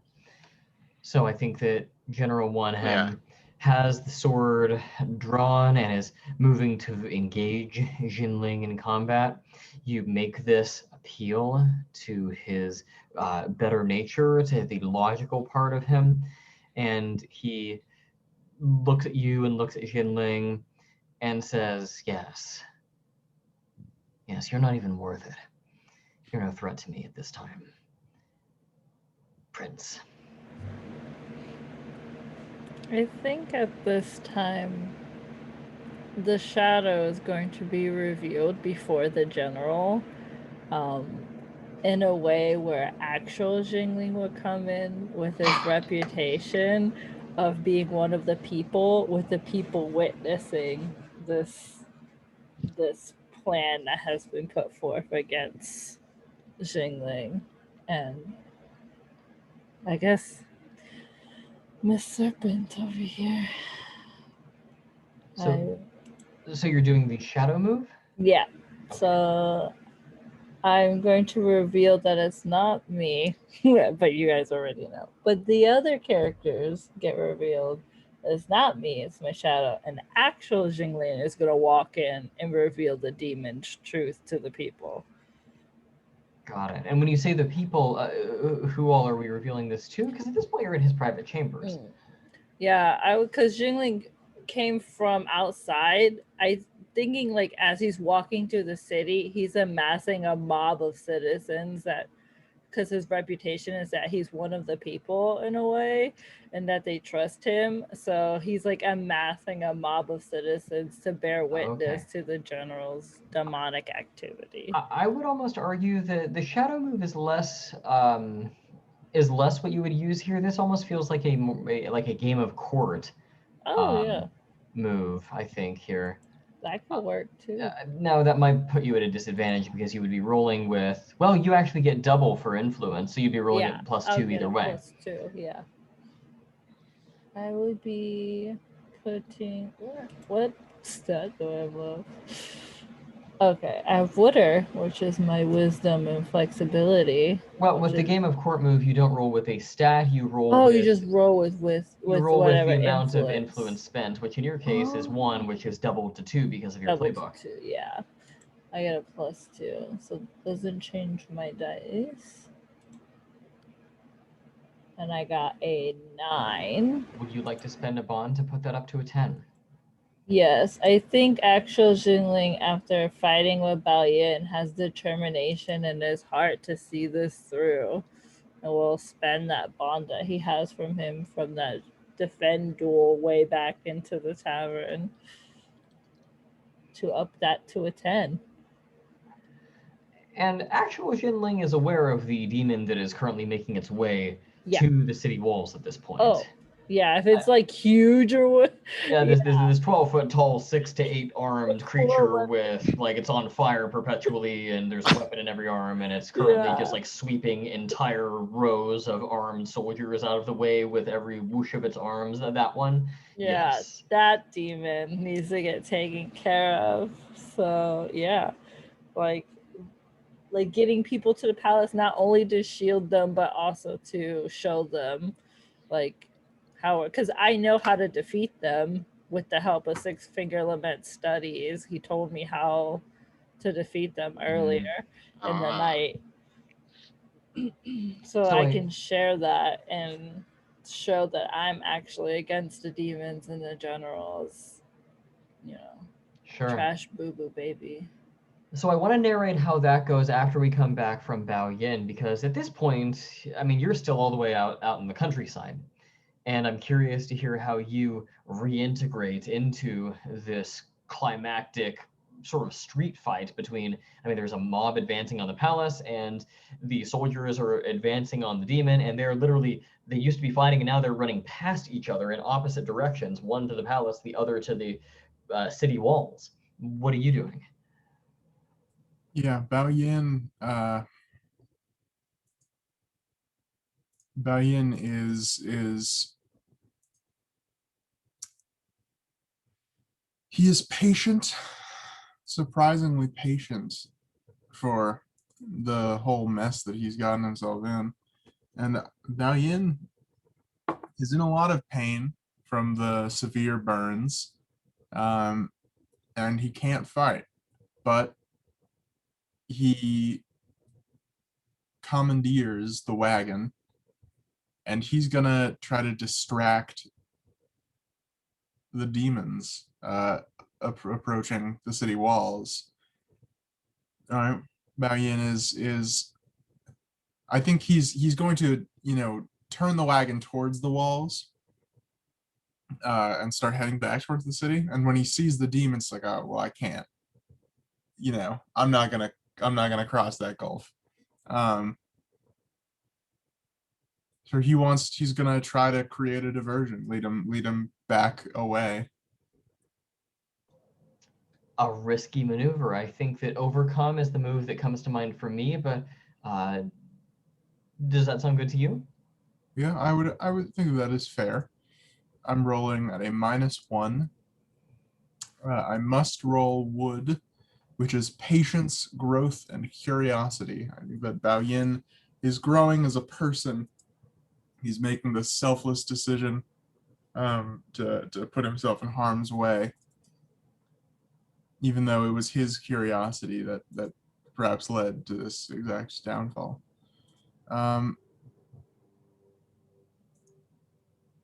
That is a 10. So I think that was a lucky roll. It just says that you do it. So narrate how you are able to take this hell demon that is just cutting through row after row of Imperial soldiers and actually manage to draw its attention. Yeah. And divert it toward you. How does that look? Yeah, so the demon is slicing the soldiers that are you know streaming out of the gate to stop it, and Bao-Yin, the mail wagon is rocketing down the road towards the demon. Toward the soldiers see it cresting over the hill, and the demon sees it cresting over the hill, and at the last moment the mail wagon veers a sharp right. It skids. One of the wheels lifts off the ground and skips a little bit. And it comes within inches of hitting the demon in the back, because the demon is between, you know. And the demon is perturbed by this and sort of turns. The demon turns, and the demon sort of follows after the wagon for a moment or two. But I think that the moment or two is enough to give a little bit of purchase to the guards, at least, even if it isn't, perhaps perfect. And as the demon does this, you hear this gurgling, this growling emerge from its infernal throat, and this burning skull that it has for a head will loosen its jaw enough that it seems to have this puppet-like semblance of speech emerging from it. And it says to you again, Bao-Yin, join me. Join me, and you will have untold riches, untold power. Come, come with me. And it's basically trying to make this almost Faustian bargain with you. What would you do in response?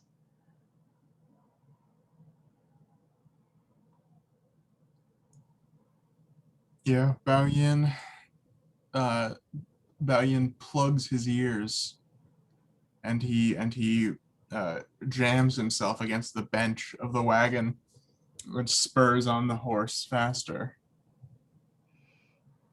Got it. So you're taking off in which direction? Uh, let's say that Bao-Yin took hooked left from the gate, right? So he's sort of running alongside, across the field. They're knocking down wheat as the wagon careens, sort of parallel to the city. Got it. And I think it's at this point that the demon is going to drop onto its hands and legs at this point. It has 6 arms coming out of its torso along with 2 legs. It's just going to drop down onto all of them. So it's 4 arms on either side, and it is going to scuttle after you like a spider as you are just taking off. I take it there's a horse driving this wagon. I mean, you're just hitting the horse as hard as you can, trying to get this thing to go faster, faster, faster, and this demon is hot on your tail. This, I think, might sound like one more overcome move. What's the end goal here? Is it just buy time long enough to resolve the scene with Harmonious Ivory and Xin Ling, or is it to get away completely, or what are you trying to do? Yeah, I think that Bao-Yin is trying to sort of make up for his unintentional unleashing of this demon upon the city. He has a lot of regrets right now. He refused Jinling, and by refusing Jinling, by hunting for this reliquary over and over and over again, he was the one who opened it, and he was the one who unleashed this evil. And I'm sure maybe someone else would have, but Bao-Yin is the one who did do it. And that is weighing very heavily on him. So I think he's just trying to sort of keep his conscience as clear as possible, trying to keep this thing from harming more people. So buying time, essentially, is Yes, what I'm essentially hearing. buying time. Yeah. Got it. So it. a talented wizard can come and banish this evil thing. Got it. I'm sure that they have a couple at the palace or something. Makes sense. So with that in mind, I want to cut back over, because we're kind of going back and forth, I think, pretty quickly here at this point in the story, to Harmonious Ivory and Xin Ling. Xin Ling in particular, you have amassed this crowd around you.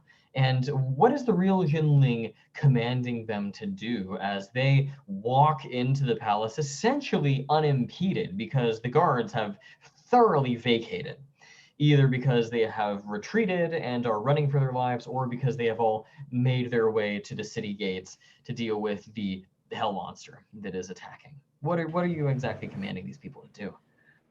It is to essentially just arrest the general and denounce him from the throne permanently. Like, this man is not fit to even be part of this high regime of royal power, to prove that he's more of a poison for the people than anything. It should be either met with death or with exile.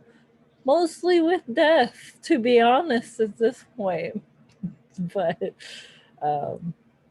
that is his goal, is for having the power of the people behind him to do that. And so in your game of court move, you get 2 hold, because I believe you got a 10 on that. Oh, yes, yes. What would you mechanically like those 2 hold to be spent on?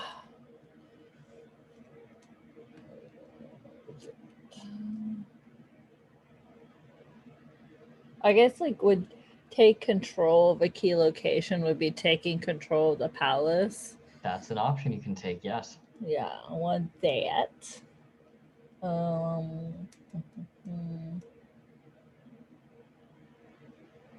And then I want to close off access. Close off access for the, I guess, general to be here. Is that how I use that one? The general is presently in the palace at the top of a tower. Yeah. So I want him to not have access to this. Well, that's just for object, not for location.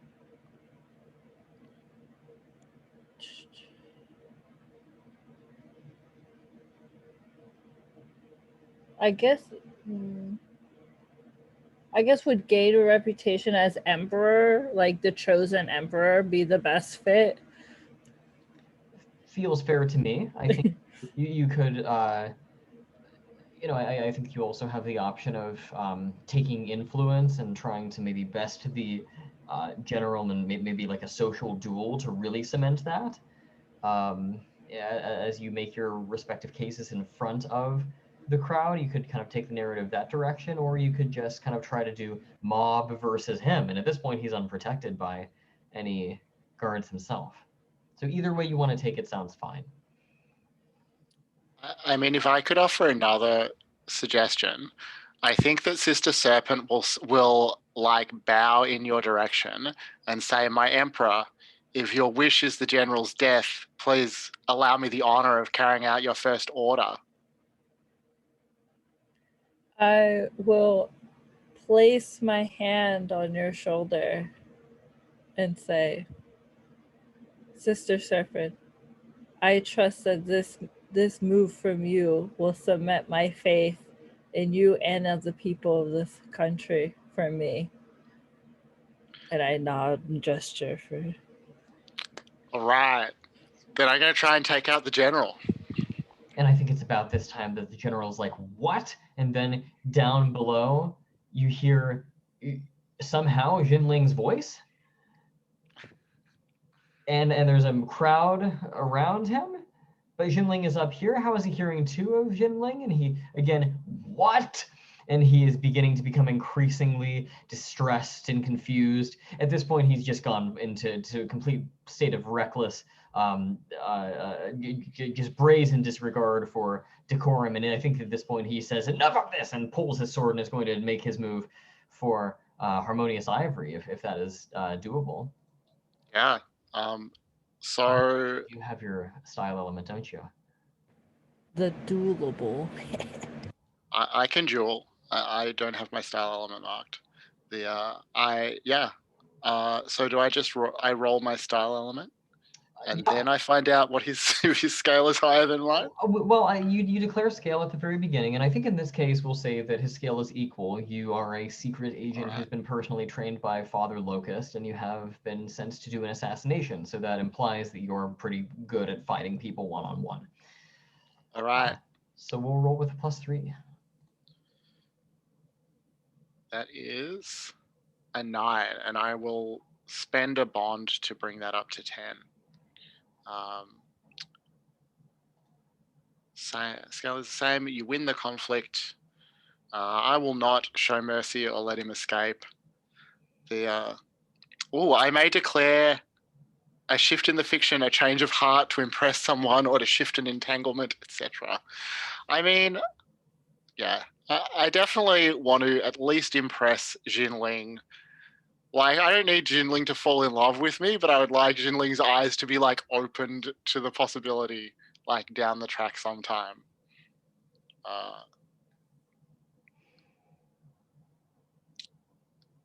Sure. Does that work for Xin Ling? Yeah, I think that's totally possible. I mean, Sister Serpent is really proving herself right now, and she, as far as he knows, helped his shadow get to this point too, so he's already willing to promise her higher stations, and that could be possible down the road. All right. And I think we can mechanically represent that if you would like, Xin Ling, to take a bond with Harmonious Ivory. So describe to me, Harmonious Ivory, how this duel narratively looks. How does it play out, and how do you finally kill, I suppose, General Wan Heng?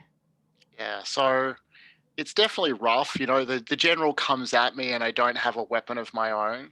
But luckily my style, sorry, I just need to check what I put on the character keeper. Where is that? So my style, the hidden path, relies in particular on flexible improvised weapons, especially cloth and things like that. And so she's falling back. The general is swinging the sword. She's cut a few times. She's really quite hurt. But then the general's sword falls in such a way that it cuts a clear bolt of cloth from her dress, and she's able to sort of wrap it around her hands, ready now to counterattack. And she's wrapping the sword in that, diverting it, and finally just sort of swings it around with a big somersault, wraps it around his neck, and draws it tight. And with a knee on the back of his, in the middle of his spine, pressing down as she pulls up on the cloth, she strangles him. Bowing respectfully to Jinling, the Emperor, as she does so. That was a personal way of dispatching him. Okay. And I think it is at this point that as this happens, you hear someone call from down below towards the base of the tower, the north wall, look, it's moving around, it's going around to the other way. And if you go to the balcony, you look outside and see, my goodness, is that Bao-Yin? In a cart that, with this spider monster burning and with sulfur and brimstone coming off of it, chasing after. Bao-Yin, I mean, at this point, it's clear to you that you only have so much more time before you have to make a move somewhere. The horse is going to grow tired and give out well before this thing will, and you don't have long left. What do you do? And I think at this point, Harmonious Ivory and Xin Ling, you folks can see Bao-Yin from the tower, essentially trying to lead this creature in a circle almost around the city walls. So Bao-Yin, what do you do?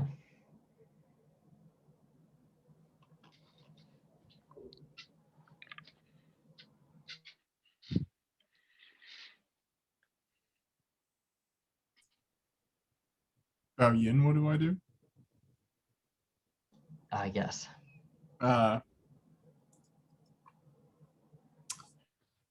Bao-Yin jumps off of the wagon, and he is going to try to times it, right? He shoots left, he turns around the gate, goes along the next wall, and when he gets to the gate, he is going to try to jump off of the wagon, and the horse will continue moving, presumably, for a little bit at least. And Bao-Yin will run inside if they open the gate for him, hopefully. But that is up to God. So that's Bao-Yin's plan. Yeah, I imagine that the gate is, as it stands, pretty much unoccupied. And if it's not already open, you can, in so many words, just sort of wuxia, you can double jump if that makes sense, up over the gates. You can, stepping or running up the wall. You can scale it however you choose to.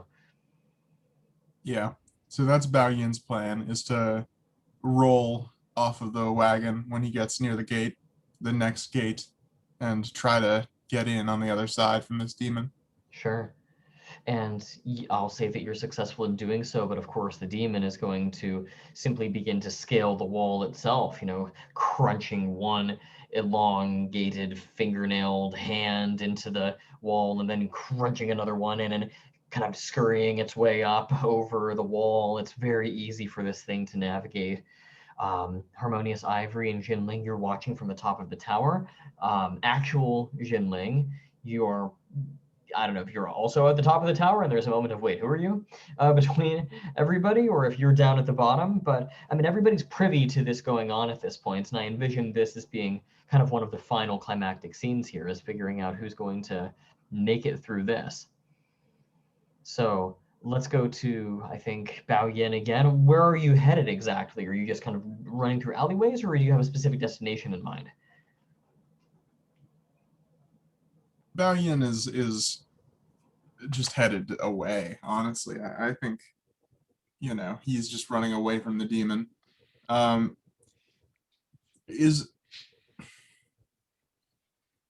Has the mortal weaponry seemed to be effective at all on the creature?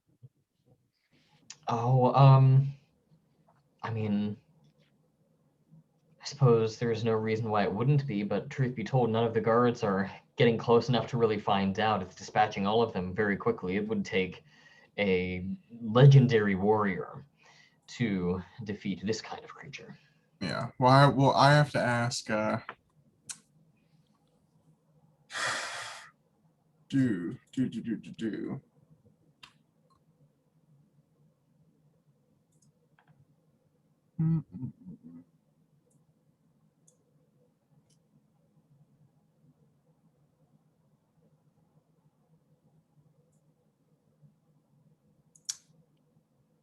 I can't fight because I have my fighting skill marked. So Bao-Yin is not, unfortunately, the legendary warrior that we all need. Because he's so beat up. Well, can I suggest, from the top of the tower, I will see Bao-Yin sort of like hesitate before confronting this thing, and I will yell down. What will I say? Bao-Yin, I see the fear in your eyes, but I can't defeat this thing by myself. You are the legendary fighter that we need in this moment. And I am trying to comfort and support Bao-Yin from the top of this tower to the bottom. Can I also yell the teachings of Six Finger Lament after Harmonious Ivory? Like how to defeat the demon? Yeah. I think that's reasonable. Yeah, we can go with that. Harmonious Ivory, this is going to be a comfort and support role. And if this goes off, then you'll get to clear an element, Bao-Yin. That is a 15. That is boxcars at my +3 style element roll. I think it's like Harmonious Ivory has never in her life tried to express sincere support and affection and affirmation for someone else, and it turns out actually quite good at it. So yeah, you can clear an element, or you can choose to take a bond or clear a marked element. Okay. I will clear fire. Bao-Yin hears the shouted inspiration, and he twists his head up to the tower. He sees Harmonious Ivory's wind blowing in the hair blowing in the wind, and he, is suddenly filled with a new resolve, because try as he might, he loves her. That's the duel. So he, his love has just shouted encouragement. What could be better? Bao-Yin steels himself, and he will fight. He will duel the demon. Got it. And I would say that normally this demon would be well above your scale, but with Xin Ling's, you've got to go for the... what is this creature's weak point? I'm curious, Xin Ling. It has part of the middle of its spine glows red attached to its demon heart. You have to stab it through there. Awesome. So with that in mind, I think you can say that you are equal scale with this creature. We'll just have to see how this fight goes. This one's for all the marbles. All right. Da, da, da, da.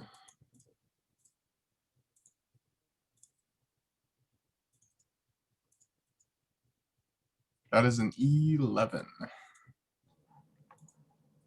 Very well. So Bao-Yin, with content in his eyes, or actually, I'm sorry, that's a 9 because I have a -2 on everything still. Gotta keep that in mind. Although I do have a bond that you could spend to up that to a 10. I do have a bond I could spend to up that to a 10, and I'm going to spend that bond.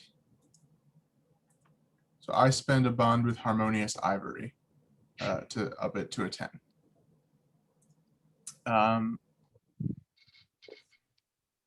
Bao-Yin, you see the determination in his eyes, you see the grit, and you see how his knees buckle when he blocks the first blow from this demon. It's stronger than he is, and it literally bashes him into the dirt. Clouds of dust come up from around his feet, but he manages to stay standing, and he fights back, and he hits it with this barrage of cuts, and none of them seem to really be doing anything. They go through the skin, and black blood splashes out of the demon, but it just keeps fighting and keeps fighting. And finally, Bao-Yin manages to dive beneath the demon's legs, and he comes up on the other side of the demon around his back, and he stabs through the red spot of the spine, and the demon, and then now the demon buckles. For Bao-Yin has won his duel. I declare a shift in the fiction. Demon is not doing great. That is the shift in the fiction. Got it. So I think we'll say that the demon's been slain. I think is a safe way to go with it. And when the demon is slain, how does that look? Does it simply fall to the ground and kind of extinguish, leaving only smoldering chains and pieces of armor? Does it explode dramatically? What does the death animation look like for this creature? Yes, the demon buckles. Its knees lock. It writhes. It screams. And with the same fire that birthed it into this plane, it is fire starts growing across its body from the small of the back where it was stabbed, until the fire consumes the whole of the demon except for the skull, which is left just like it was before on the ground, a little bit more beat up than it looked like when it was in the box. Excellent. And I think at that point we see the very beginnings of dawn begin to spread across the horizon as we sort of zoom out and see that there has been a shift in power dynamics in the imperial city. The people, with Xin Ling, the rightful emperor, at their head, occupy the palace. The royal guard, the remnants of the old regime, lie scattered, routed, cowardly, all across the city walls, within the kind of outskirts of the city, having been completely defeated by this creature that only Gentleman Bao-Yin was able to dispatch. Are we okay with going ahead to epilogues here? So I think what I'd like to do is hear about what we see of each character as the first rays of dawn begin to cross their face. And maybe a little bit about what becomes of them in the future. How do they end up, is my thinking. Unless anyone is really thinking about going first and would like to volunteer to go first, I was just going to go in character keeper order, starting with Harmonious Ivory, but are there any volunteers to go first who really, really want to? Okay, so Harmonious Ivory, would you like to go first with your epilogue? So what she does immediately is head back to tax collector Chow's and finds the evidence. Like, the whole point of her engagement to tax collector Chow was this evidence that implicated Xin Ling's grandfather, that she was supposed to be able to use against the family as part of Father Locust's scheme. She takes that evidence.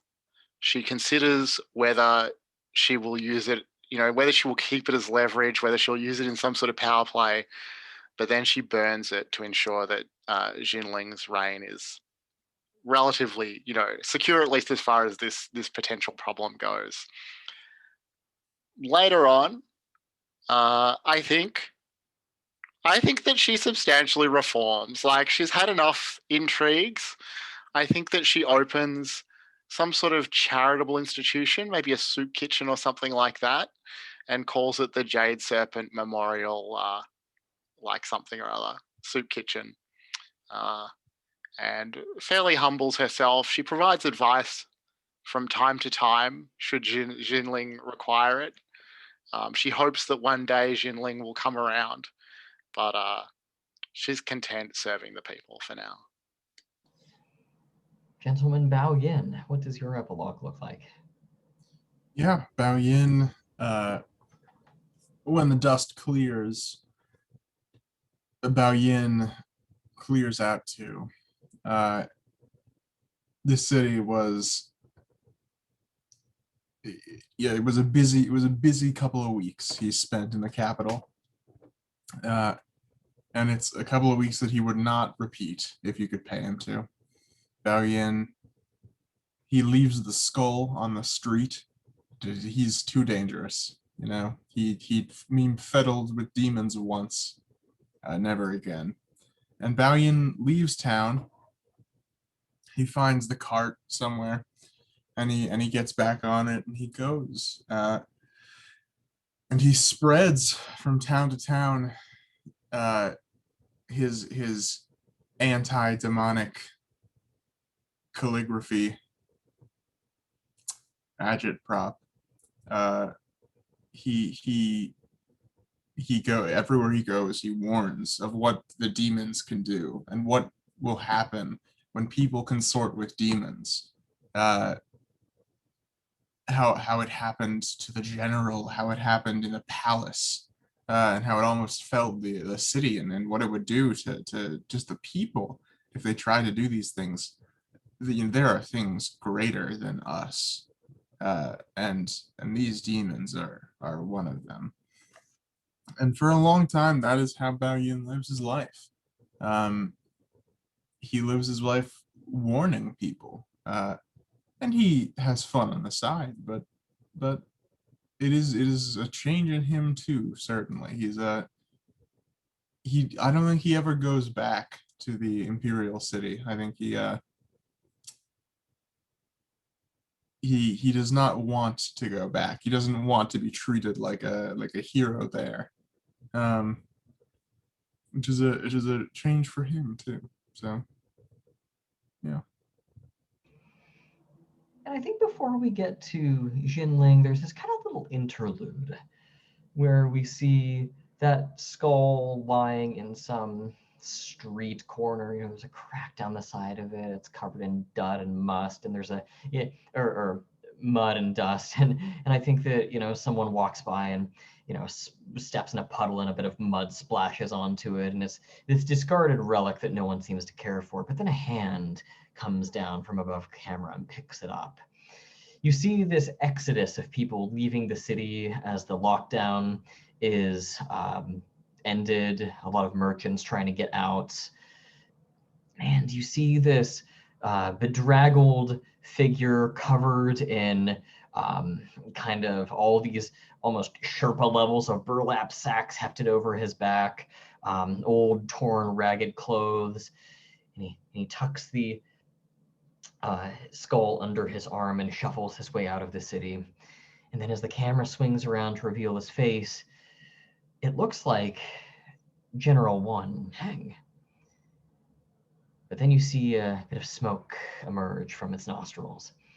And we see, kind of on a mysterious cliffhanger kind of way, the shapeshifter from before, making its way out into the countryside. Its plots to take the throne foiled for now, but certainly going to be back, skull in tow. But then we get to Xin Ling, and I'm curious to hear about his epilogue. I think the main thing that happens pretty soon after the whole battle is that Xin Ling kind of, like, what's it called? Like, I guess titles Bao-Yin as a hero of the country first. Whether he accepts it or not doesn't matter, because he's got a scroll on the wall with his name on it showing a portrait of him as a hero. And I think after that, it's just he takes to the throne. He has to clean up this demonic mess that's happened. And I think Xin Ling's main thing is training people in his country with the skills that he learned from, like the knowledge that he learned from Six Finger Lament, to be experts in fighting demons in the future.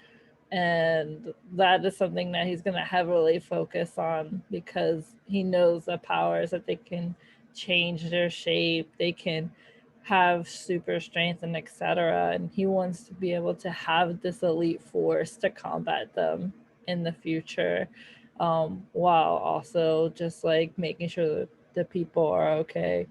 And I think seeing that the people are being taken care of by Harmonious Ivory / Sister Serpent, whichever guise she takes, I think he will slowly spend his days, like during the day and like in the morning, helping her and kind of like building this bond over time. And then at night going into this training, these demon fighting training. That works for me. And I think with that, we will go ahead and draw this game to a close. So thanks to everybody for playing. This was a great deal of fun for me. I'm going to go ahead, stop the recording. We'll do some stars and wishes and be on our way. So thanks, everybody. Thanks.